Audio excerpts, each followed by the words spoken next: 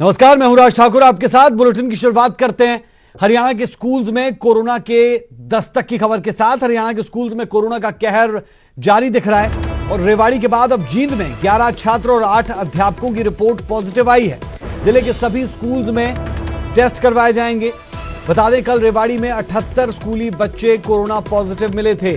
जी हां, पहले रेवाड़ी और अब जींद में छात्र पॉजिटिव आए हैं। न सिर्फ जींद में 11 छात्र पॉजिटिव आए, बल्कि 8 अध्यापकों की रिपोर्ट भी पॉजिटिव आई है। जिले के सभी स्कूल्स में अब टेस्ट करवाए जाएंगे, क्योंकि रेवाड़ी और जींद में जिस तरीके से कोरोना पॉजिटिव मरीज खासतौर पर स्कूल के छात्रों की ये गिनती जैसे बढ़ रही है, उसके बाद ये चिंता जरूर सताने लगी है कि स्कूल्स को खोलने का फैसला कहीं उसे रिव्यू करने की जरूरत तो नहीं, देखने की जरूरत तो नहीं कि क्या अभी स्कूल खोले जा सकते हैं या नहीं, क्योंकि एकाएक रेवाड़ी में 78 और अब जींद में 11 छात्र और 8 अध्यापक कोरोना पॉजिटिव पाए गए हैं। इसके बाद जिले के सभी स्कूल्स में अब टेस्ट करवाए जाएंगे और ये एक बड़ा आंकड़ा था। कल रेवाड़ी में 78 स्कूली बच्चे कोरोना पॉजिटिव मिले थे। हम देख रहे हैं कि एक मर्तबा फिर से कोरोना पॉजिटिव मरीजों का संख्या लगातार बढ़ती जा रही है। जो आंकड़ा है वो लगातार बढ़ता जा रहा है, जिसके मद्देनजर जरूरी कदम उठाने के लिए प्रशासन लगातार हिदायतें भी जारी कर रहा है। लेकिन अब सवाल ये कि जब स्कूल्स में कोरोना एक मर्तबा फिर दस्तक दे रहा है, तो क्या फिर से हम स्कूल्स को बंद करने की तरफ जाएंगे? क्या फिर से हम बच्चों की सुरक्षा के लिए पहले की तरह कदम उठाएंगे? हरियाणा के स्कूल्स में कोरोना का कहर। खुले हैं तब से हमने सैंपलिंग और बढ़ा दी, स्कूलों में भी सैंपलिंग कर दी है। और अब पिछले कुछ दिनों में कोरोना का प्रकोप ज़्यादा बढ़ गया है। दिल्ली में भी केस बढ़ रहे हैं और हरियाणा में ओवरऑल केस भी बढ़ रहे हैं। उसी कड़ी में जींद में भी केसों में कुछ बढ़ोतरी हुई है। इसी को देखते हुए स्वास्थ्य विभाग पूरी तरह से सतर्क हो गया है। हमने जब से स्कूल खुले, स्कूलों में भी सैंपलिंग शुरू कर दी है, तो बच्चे भी पॉजिटिव आ रहे हैं और टीचर भी पॉजिटिव आ रहे हैं और आमजन भी हर घर में हम सैंपलिंग कर रहे हैं। तो चलिए सीधे रुख कर लेते हैं जींद का। संवाददाता विजेंद्र कुमार हमारे साथ जुड़े हैं। विजेंद्र, जब बच्चे कोरोना पॉजिटिव आने लगे तो फिर डर बढ़ता है, न सिर्फ बच्चों में, अभिभावकों में और स्कूल प्रशासन पर भी, प्रबंधन पर भी कहीं ना कहीं प्रेशर आता है। अभी सिचुएशन क्या जींद में, क्योंकि कुल 19 11 छात्र 8 अध्यापक पॉजिटिव? जी बिल्कुल राज, देखिए हरियाणा के अंदर 2 नवंबर को स्कूल खोले थे, जिसमें 9वीं क्लास से लेकर 12वीं कक्षा तक के छात्रों को स्कूल में बुलाया गया था। और उसके बाद से जो है लगातार ये जो कोरोना पॉजिटिव आने का आंकड़ा है बढ़ रहा है। अभी कुछ दिन पहले 3 जो छात्र है वो कोरोना पॉजिटिव आए थे, लेकिन अभी जो ताजा मामला आया है उसमें 11 छात्र, जिसमें 4 लड़कियां भी शामिल हैं, 4 छात्राएं भी शामिल हैं, एक महिला टीचर शामिल है और जो 8 अध्यापक हैं, यानी कि 11 छात्र हो गए और 8 अध्यापक हो गए। 19 जो टोटल है वो पॉजिटिव आए हैं। तो ये एक बड़ी जो चिंता की बात है जिला प्रशासन के लिए भी और शिक्षा विभाग के लिए भी। अब देखना होगा कि इसमें शिक्षा विभाग क्या फिर से जो है एक लॉकडाउन की तरफ बढ़ेगा या जो है वो और कोई रणनीति अपनाता है। हालांकि स्वास्थ्य विभाग ने ये जरूर कहा है पूरे जिले के स्कूलों के लिए कि एडवाइजरी जारी की है, वो बच्चों की ज्यादा से ज्यादा टेस्टिंग करवाए और जो बच्चा बीमार है यानी किसी में सिम्टम्स है, खांसी जुकाम बुखार है, उसको तुरंत आइसोलेट करे। ऐसे बच्चों का तुरंत जो है उनकी सैंपलिंग करवाई जाए। इस तरह जो है स्वास्थ्य विभाग जो है अलर्ट हो गया, चाहे निजी स्कूल हो चाहे सरकारी स्कूल हो, सभी को बोला गया है कि ज्यादा से ज्यादा टेस्टिंग करवाएं। और जो SOPs है, स्टैंडर्ड ऑपरेटिंग प्रोसीजर्स है, जैसे सोशल डिस्टेंसिंग की बात करें या फिर हम मास्क की बात करें, इनका जो है कड़ाई से पालन करने के लिए स्कूलों को बोला गया है। फिलहाल स्कूल बंद होंगे या नहीं होंगे इस पर कोई फैसला नहीं लिया गया है। ठीक है विजेंद्र, जानना ये भी चाहेंगे कि जो ये 8 छात्र और 11 छात्र और 8 अध्यापक कोरोना पॉजिटिव आए, क्या ये एक स्कूल से हैं या फिर पूरे जींद, क्या ये पूरा का पूरा आंकड़ा है? और इसके बाद जो स्कूल्स है वहां पर किस तरीके से काम किया जा रहा है? क्या जो स्कूल है उसे बंद कर दिया गया है क्योंकि जब बच्चे पॉजिटिव आए वो किसके संपर्क में आए, सभी को आइसोलेट किया गया?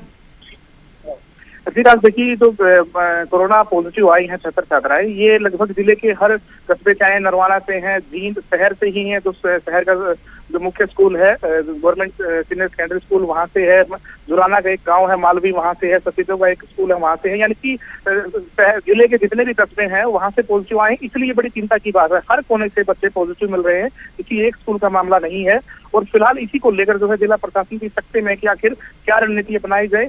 क्योंकि जिला स्तर पर जो है सिर्फ ये सैंपलिंग टेस्टिंग इस तरह की जो है बातें कर सकते हैं या जो है एसओपी को फॉलो करवा सकते हैं, लेकिन आगे रणनीति को खोलने की रहेगी या बंद करने की रहेगी, ये सरकार के स्तर पर फैसला होना है।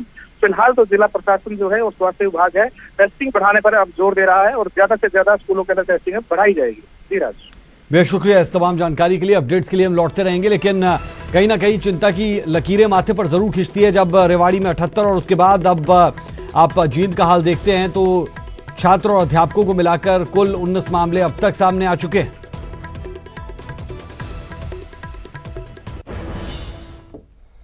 20 नवंबर से हरियाणा में कोरोना वैक्सीन के तीसरे फेज का ट्रायल शुरू होगा। स्वास्थ्य मंत्री अनिल विज ने ट्रायल का पहला टीका लगवाने की पेशकश की है।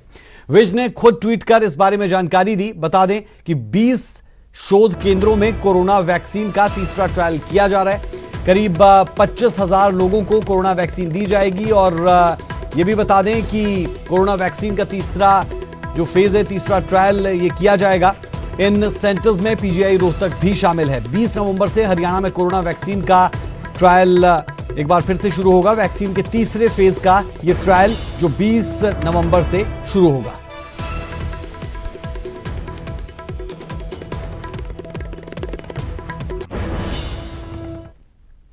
हिमाचल में एक बार फिर सेंट्रल यूनिवर्सिटी का जिन बाहर आ गया है।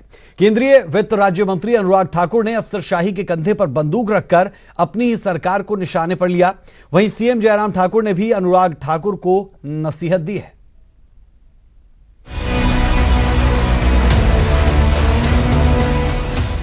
केंद्रीय वित्त राज्य मंत्री अनुराग ठाकुर अपनी बेबाकी के लिए जाने जाते हैं, लेकिन कभी कभी ये बेबाकी उनकी अपनी ही सरकार की फजीहत कर आ जाती है।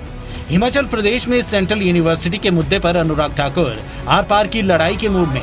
देहरा में सीएम की जनसभा में अनुराग ने इशारों में जयराम ठाकुर को ही नसीहत दे डाली। अफसरशाही के कंधे पर बंदूक रखकर खूब निशाने भी दागे। भरी जनसभा में सीएम के सामने मंच पर अनुराग ठाकुर ने यहां तक कह दिया कि मैं रोटी को चोची नहीं बोलता। सेंट्रल यूनिवर्सिटी के मुद्दे पर उन्होंने सीएम के सामने अधिकारियों की खूब क्लास लगाई। जिनको सेंट्रल यूनिवर्सिटी के बोल भी नहीं आते होंगे कि सेंट्रल यूनिवर्सिटी मंजूर क्या हुई, आज वो उसके दूसरी वाणी की बात करते हैं, लेकिन उनको शय कौन देता है, ये जनता को समझने की बहुत आवश्यकता है। किसके कंधे पर चढ़कर वो कूदते हैं, ये जनता को समझने की आवश्यकता है। और मैं सब बातें इसलिए कहना चाहता हूं आज यहां पर कि मैं रोटी को चोची नहीं बोलता। चौथी बार का सांसद हूं। जब कांग्रेस की सरकार थी तब भी लड़कर काम करवाने का काम किया है और सेंट्रल यूनिवर्सिटी को यहां से नहीं जाने दिया, उसकी लड़ाई तब भी लड़ी है। आज बनाने का काम भी करेंगे तो पूरी ताकत के साथ करेंगे, इस बात को। अनुराग ठाकुर ने जब अपनी ही सरकार पर निशाना साधा तो सीएम जयराम ठाकुर भी मंच पर चुप नहीं बैठे। सीएम ने अनुराग को नसीहत देते हुए कहा कि कुछ बातें मंच पर कहने के लिए नहीं होती। साथ ही सेंट्रल यूनिवर्सिटी पर अपनी सफाई भी दी। साल 2007 में हिमाचल प्रदेश को सेंट्रल यूनिवर्सिटी की सौगात मिली है। केंद्रीय विश्वविद्यालय हिमाचल प्रदेश के लिए एक बहुत बड़ा एक जो है वो एक कॉन्ट्रीब्यूशन केंद्र सरकार की ओर से है। उसको निश्चित रूप से जिस तरह से हम एक्सपेडाइट करके उसको आगे कर सकते हैं वो करेंगे। लेकिन 12 साल बीतने के बावजूद सेंट्रल यूनिवर्सिटी को स्थायी कैंपस नहीं मिल सका। सियासत तो खूब हुई और अब अनुराग ठाकुर अपनी ही सरकार को आईना दिखा रहे हैं। ब्रजेश्वर साकी, न्यूज़ 18, देहरा।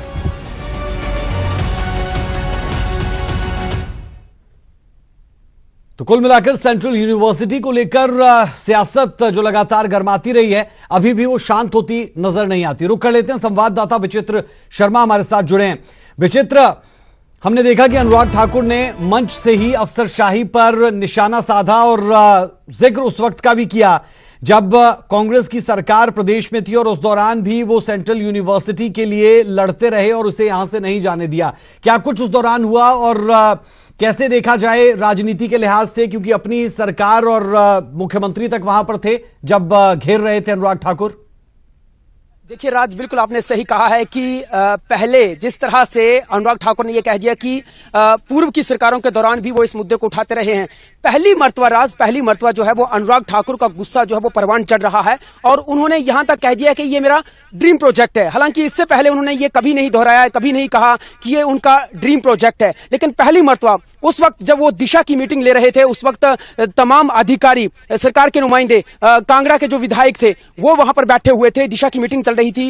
इनफैक्ट कांगड़ा संसदीय क्षेत्र के जो सांसद हैं किशन कपूर, वो भी उस बैठक में मौजूद थे। उस वक्त जो है वो जब वर्चुअली दिल्ली से जब वो जुड़े थे तब उन्होंने ये कह दिया था कि ये उनका जो ड्रीम प्रोजेक्ट है और इस ड्रीम प्रोजेक्ट के साथ अब किसी को भी खिलवाड़ नहीं करने दिया जाएगा। राज, लेकिन अब की बार ये देखा जाए तो हालांकि पहले एक दशक भर से जो है ये भाजपा बनाम कांग्रेस के बीच की ये लड़ाई होती रही है, मुद्दा बनता रहा है। ये फुटबॉल की तरह इस मुद्दे को जो है वो उछाला जाता रहा है, कभी ये गेंद जो फुटबॉल जो है वो इस पाले में, कभी दूसरे पाले में, लेकिन अब कहीं ना कहीं ये भाजपा बनाम भाजपा हो गया है। इसलिए क्योंकि अनुराग ठाकुर जो है वो अब कहीं ना कहीं अपने वर्चस्व की जंग भी लड़ रहे हैं और कहीं ना कहीं ये भी बता रहे हैं कि ये जो मुद्दा है बहुत व्यापक मुद्दा है और अब इस मुद्दे को लेकर चाहे उनके रास्ते में कोई भी आड़े आएगा उसको वो छोड़ेंगे नहीं। यही वजह है कि अब वो सार्वजनिक मंच से भी कहीं ना कहीं अपनी ही सरकार को जो है वो घेरने लग पड़े हैं।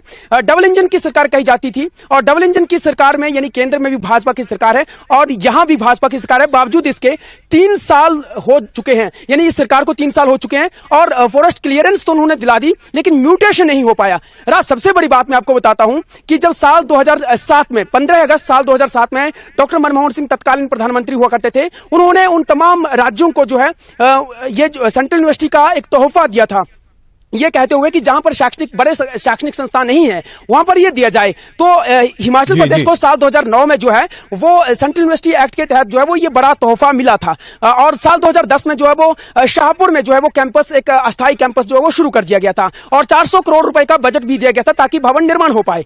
लेकिन 12 साल बीत गए राज, 12 साल बीतने के बावजूद भी अभी तक जो है अगर साल 2019 की बात करें, अप्रैल 2019 में, तो उस वक्त जो है वो लोकसभा के चुनाव थे, उस वक्त जो है वो भारतीय जनता पार्टी ने बड़े ही सुनियोजित तरीके से अपनी केंद्र की सरकार के तत्कालीन जो एचआरडी मिनिस्टर थे प्रकाश जावड़ेकर, उनको बुलाया और देहरा में शिलान्यास करवा दिया, भूमि पूजन करवा दिया। इसके साथ ही साथ जो वो जदरांगल में भी भूमि पूजन करवा दिया। लेकिन सबसे बड़ी बात तो यह थी कि उसके बाद जब सवाल उठा कि एफसीए ही नहीं हो पाई है, यानी फॉरेस्ट क्लियरेंस नहीं हो पाई, तो फिर वो भूमि पूजन किस बात का।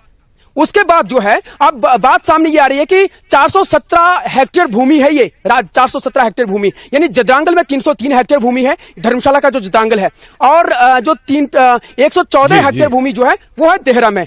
अब देहरा, चूंकि देहरा और जसपा परागपुर 2 कंस्टिट्यूएंसी ऐसी है, 2 विधानसभा क्षेत्र ऐसे हैं जो कि कांगड़ा के हैं, लेकिन ये संसदीय क्षेत्र हमीरपुर में आते हैं और हमीरपुर से हैट्रिक लगा चुके हैं अनुराग ठाकुर। और अभी हाल ही में आपने भी देखा और हमारी ओर से भी दिखाया कि किस तरह से, और विचित्र उसका जिक्र भी उन्होंने किया कि चौथी बार के वो सांसद है और हर लड़ाई लड़ने के लिए तैयार भी, लेकिन अफसरशाही पर सीधा तंज उन्होंने यहां पर कसा। बेहद शुक्रिया विचित्र इस तमाम जानकारी के लिए। और सेंट्रल यूनिवर्सिटी का मसला हमेशा से सुर्खियों में रहा है और अभी भी सुर्खियां बटोरे हुए हैं क्योंकि अनुराग ठाकुर और सीएम जयराम ठाकुर इस बाबत आमने सामने दिखते हैं। अगली खबर का रुख कर लेते हैं। खबर लव जिहाद से जुड़ी है। लव के जिहादी सोच का अब इलाज होने वाला है। यूपी एमपी के बाद हरियाणा तीसरा ऐसा राज्य है जो लव जिहाद के खिलाफ कानून ला रहा है। अब ऐसे आशिकों की खैर नहीं जो झूठे प्यार के जाल में फंसाकर लड़कियों पर धर्म परिवर्तन का दबाव डालते हैं। मोहब्बत के जाल में फंसाया, धर्म परिवर्तन का दबाव डाला, ऐसे आशिकों की अब और खैर नहीं। लव जिहाद पर बनेगा सख्त कानून। बल्लभगढ़ की बेटी निकिता को अपनी जान की कीमत बस इसलिए चुकानी पड़ी क्योंकि उसने शादी से इनकार कर दिया था और धर्म परिवर्तन करना उसे कबूल नहीं था। निकिता हत्याकांड में जब लव जिहाद का एंगल सामने आया तो हरियाणा सरकार भी हरकत में आई। अब ऐसे आशिकों के सिर से आशिकी का भूत निकलेगा जो झूठे प्यार के जाल में फंसाकर लड़कियों की जिंदगी जहन्नुम बनाने की फिराक में रहते हैं, उन पर धर्म परिवर्तन के लिए दबाव डालते हैं। हरियाणा सरकार लव जिहाद पर सख्त कानून बनाने जा रही है। इसके लिए गृह मंत्री अनिल विज की अध्यक्षता में मंथन हुआ और एक ड्राफ्टिंग कमेटी का गठन किया गया जो दूसरे राज्यों में लव जिहाद पर बने कानूनों का अध्ययन करेगी।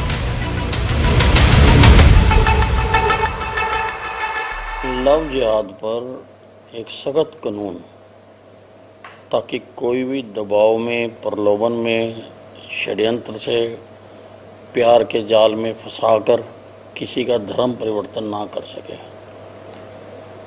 उसके लिए एक ड्राफ्टिंग कमेटी बनाई जाएगी इसका एक्ट बनाने के लिए, जो बाकी प्रदेशों के एक्ट का भी अध्ययन करेगी और उसमें सुझाएगी कि उसका प्रारूप क्या होना चाहिए। उधर विपक्ष ने लव जिहाद के बहाने सरकार को निशाने पर लिया। इनेलो नेता अभय चौटाला ने तंज कसते हुए कहा कि जो लव जिहाद का कानून ला रहे हैं, उन्होंने कभी किसी से प्यार नहीं किया होगा। अगर किया होता तो उनके घर बसे होते। और भारतीय जनता पार्टी जो है लगातार देश को कैसे कमजोर किया जाए, आर्थिक रूप से कमजोर किया इस देश को, अब इसको सामाजिक रूप से भी तोड़ना चाहती है, कमजोर करना चाहती है।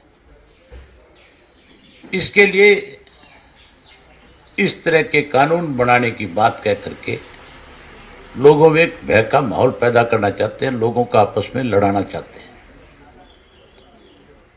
जो लव जिहाद के लिए कानून लेकर के आ रहे हैं, उन्होंने तो कभी जिंदगी में किसी से प्यार किया नहीं होगा। किया होता तो घर बसे होते उनके। ये केवल लोगों का ध्यान बांटना है। अभय चौटाला का इशारा सीधे तौर पर सीएम मनोहर लाल और गृह मंत्री अनिल विज पर था। वैसे बीजेपी शासित राज्य उत्तर प्रदेश, मध्य प्रदेश के बाद हरियाणा तीसरा ऐसा राज्य होगा जो लव जिहाद पर कानून लाने जा रहा है। मकसद सिर्फ इतना है कि लव के जिहाद सोच का इलाज किया जा सके और फिर किसी निकेता को अपनी जान ना गंवानी पड़े। अंकित दुदानी, न्यूज़ 18, चंडीगढ़। वक्त एक छोटे से ब्रेक का, ब्रेक के उस पार कुछ और अहम खबरें, आप बने रहे हमारे साथ। एक बहुत ही सफल उद्यमी ने एक महत्वपूर्ण सामाजिक मुद्दे का पीछा करने के लिए अपने पेशे को छोड़ा।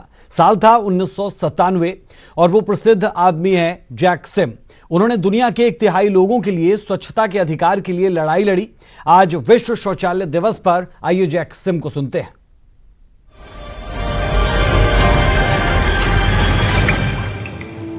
Yeah, when I first started the World Toilet Organization in 2001, it was not even spoken in the media. In fact, it was so embarrassing that they hide it under a water agenda. But when you call sanitation by another name, water, all attention went to water. And sanitation gets drowned underwater. But if you do not talk about something, you can never improve.